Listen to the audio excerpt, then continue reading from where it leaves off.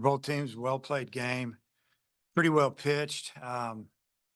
You know, the key to the game to me was that there were two keys. First off, we got through the third inning with only them scoring 2 runs. You know, they got a chopper infield hit, bunt base hit, had some things going their way, and you know, hit a deep fly ball. But I just felt like when Hagen came out in the sixth and we're down a run and he got through the sixth, he yeah, I think it really motivated our team. It was just you know, 15, 16 pitch inning, and you know, we came in and we got 2 walks and a home run. We had the lead. I think it was just big. It was like he saved our bullpen if we didn't come back and win, but he just did a tremendous job fighting through the night. And I thought Ole Miss hitters, they fought him. They did a good job. And Hagen didn't have his best stuff, and but he still went 6 innings and only gave up 2 runs. And I just saw he struck out 11. The 4 walks hasn't kind of really happened this year. So that's where the stuff at the command wasn't what it's been, but he still had a quality outing, gave us a chance, and we got a couple of big hits. So good win for us. Dave, in the sixth, it was the third time through the order for your guys. Was it a matter of that they had seen him a couple of times? You felt like was key? It did. You know, I mean, we told them exactly what they were going to get. You know, they were right-handers were going to get sink, you know, on the hand, and you got to try to pull the guy. You know, for the most part, you got to pull his fastball, and obviously the breaking ball, you got to shoot it the other way if you can. You know, so that's what made, in my opinion, Aloy's swing hitting that fastball the other way into the net. You know, he tried to sneak one by him over there, and I don't know where it was. Might have been down the middle, but you know, his approach was great, and you know, he had obviously that was a big swing of the game. He had a big night for us, and but seeing him 3 times, it made a big difference. Probably started to get a little bit tired as well. The ball probably wasn't sinking quite as much, but you know, I mean, he got us out pretty quick there for a while. I mean, he didn't throw very many pitches, and it looked like he was going to give him 7 or 8 innings if we didn't do something. And we finally got to him a little bit. With all of those outs on contact early in the pitch count, like were you happy with what you were seeing the first couple of times through? Not really. From our hitters, not really. Okay. No, I mean, you know, the first inning wasn't bad, but then we had what did we have? We had a base hit on the second pitch of the game, hit hard, and McLaughlin just misses hitting a 2-run homer, lines out, and then you know, it didn't go great after that, I don't think, but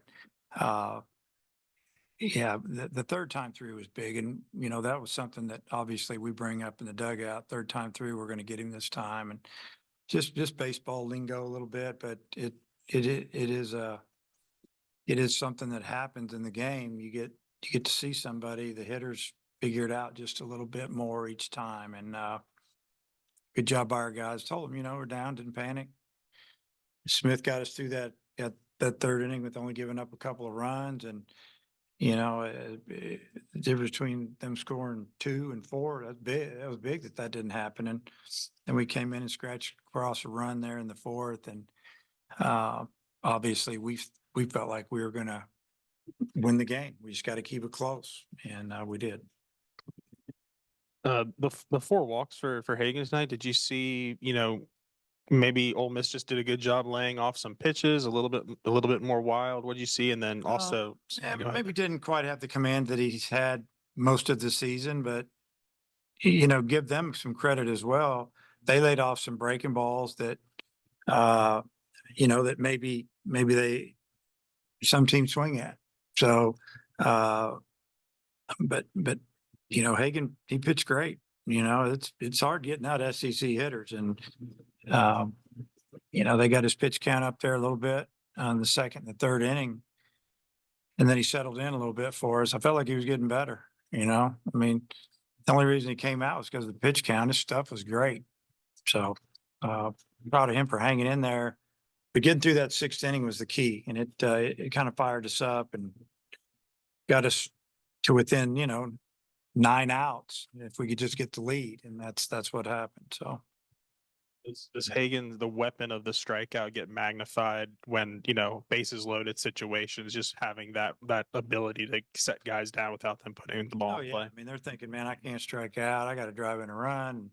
Maybe they go out of the zone and they chase a little bit, trying to jump on, and it's not right there. It's hard to hit. So, yeah, a lot of guys would have given up 3, 4, 5 that inning. Gave up 2. And there we were right there in the game. Not a problem.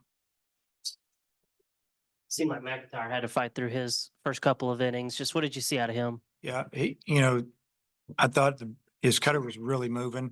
It was just running away, maybe just off the plate. He made an adjustment the second inning, threw pretty good, and tried to keep him right around 50 pitches, and just had the matchup with Stone against Fisher. Fisher's a really good hitter, got a lot of bat speed, and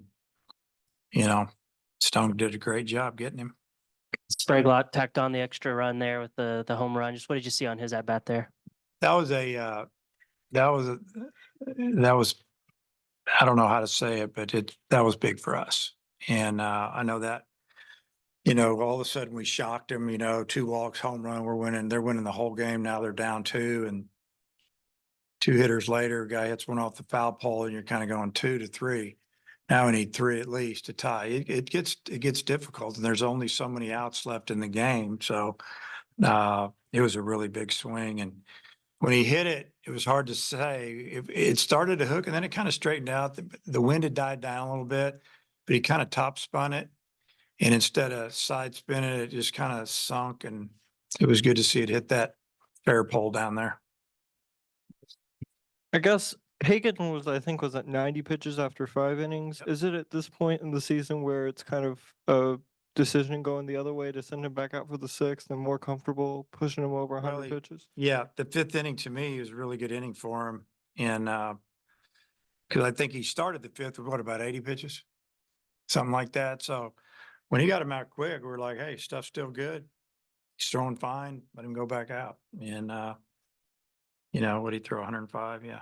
So yeah, you don't want to throw him too much more than that right now, but he's a pretty strong kid. I think he's fine.